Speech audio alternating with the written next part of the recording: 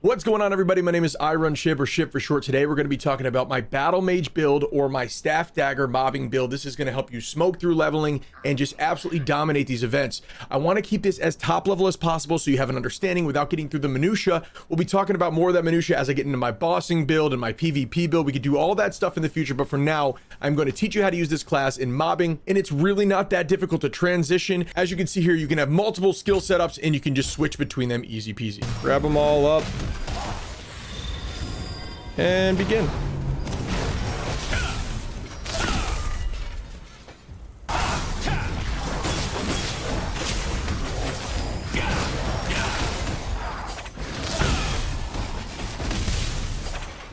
I really just try to focus on skills that are going to help me clear the map, and then a couple high damage single targets to finish off some stronger enemies. Ultimately, what happens is you're actually able to change these skills a little bit with specializations, but you can refund that currency and change them and mess with them willy-nilly, so no stress about using them at all. But moral of the story, you're actually able to modify these skills, as you can see here, to become more suited to your build, so you can change them. You know, you can have multiple builds, one for PvE, bossing, mobbing, etc. I'll talk about my bossing build in the next video. If you're interested in that, put that in the comments down below and I'll make sure to rush me to get it done faster. And then my PvP build another time. I love PvP, but we don't need to discuss that right now. Right now it's about getting you guys through the story and handling some big events, and honestly just walking around the map. Like this build is so good, specifically clearing enemies all over the place. My main way of clearing mobs is going to be with Inferno Wave and Focus Fire. Focus Fire is so good because it actually turns into an AoE. It will clear a bunch of enemies. Then you use Inferno Wave to finish off those enemies. You can actually use it twice with one of the skill specializations. Outside of that, a really good clear would be Chain Thunder and Judgmental Lightning. So two different lightning skills and two different fire skills are both really good at clearing mobs. One of our hardest hitting moves is Infernal Meteor. It is a move that you get towards the end of your build and of the game, but it is a large AoE summon fireball that rains on the ground. And then really good single target is Ice Spirit Bombardment. Now that we got through all the staff abilities that we're going to use, we're going to talk about the DAG and how that works. Your defensive ability is going to be Block Blade, because when you get a perfect block, you actually go invisible. And when you are invisible, you come out with an instant crit. So it is really good, especially if you use like a fireball coming out of invisibility. It's just super strong. Some of the other DAG abilities that we're going to use are going to be Thunder Spirit. And this is just so when we have the daggers out, when we pull them out and we constantly kind of want to be in that melee range against these enemies, you are just absolutely unloading and adding additional damage every single time you do a melee crit. Your bread and butter move is going to be Cleaving Moonlight. You can also use this ability twice, and it adds a little bit of a dash on your melee. And then you want to finish them off with Thundercloud's Booming, which is just a really good combination with Cleaving Moonlight and Thundercloud. So you're going to, like I said, buff your melee up, go to town, use Cleaving Moonlight twice. And actually, honestly, the first time you use it is going to increase your attack speed. So you want to attack a little bit in between, then use it again, and then follow up with Thundercloud's Booming. All right, so now let's talk about the buffs. You are going to want to spec into High Focus, which just makes you do more damage with the buff, and it also reduces your cooldown speed and gives you a little bit of movement speed. And then there is Inner Peace, which is just an active you're going to use. It just gives you mana back whenever you need it. The passives, you're going to want to pick Wrathful, increases your crit. You're going to want to pick Destructive, but with your Thunderclouds, there is a chance to reduce their defenses, so you do even more damage to them. Increasing the critical hit chance with Instinct. Mana M to increase your mana and health. Ascensionism is the buff that's going to help you. As you stay stationary, you do more damage. So if you're in melee range stationary, you're going to be doing even more damage. Flame Condensation is going to increase your burn. Forbidden Sanctuary just increases your skill damage as a whole, but it does also increase your mana costs. Not as much of a problem, especially when we have the ability to gain mana back on a whim. And Assassin Step, whenever you take down an enemy, you get mana regeneration and you get movement speed. So it's just really good for mobbing. So before I talk about skill specialization, the way you want to upgrade these abilities is you typically want to upgrade the best passives and stuff that's going to be used universally across your builds. So you're going to want to make sure you upgrade things like Wrathful Edge first, and Assassin's Instinct, who are just crit buffs. Stuff like that is super beneficial across every build, but those are separate upgrades from your regular skills.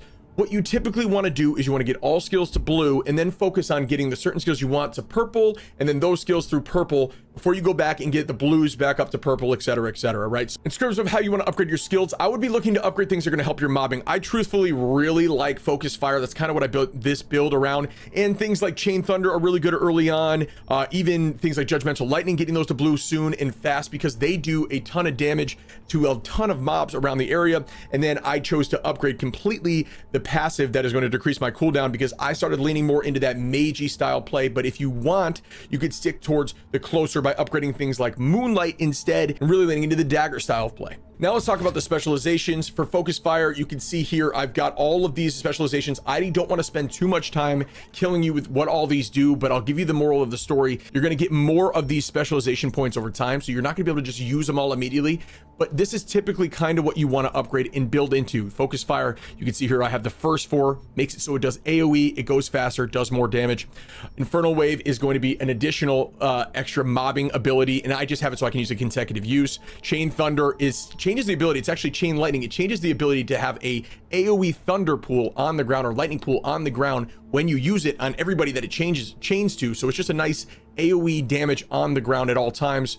Ice Spear bombardment, I turn Ice Spear into a chain, and then I just increase its damage, making it my single target usage. For high focus, which is the buff, I just make it so now that buff applies a damage buff to me as well. For the daggers, I will use Cleaving Moonlight a second time. It can be used again within 3 seconds. And then also that it applies Thunderclouds. Thunderclouds are those things that I'm talking about that are another sort of damage over time that you're going to want to pop later on with another ability. And that ability is Thunderclouds Booming.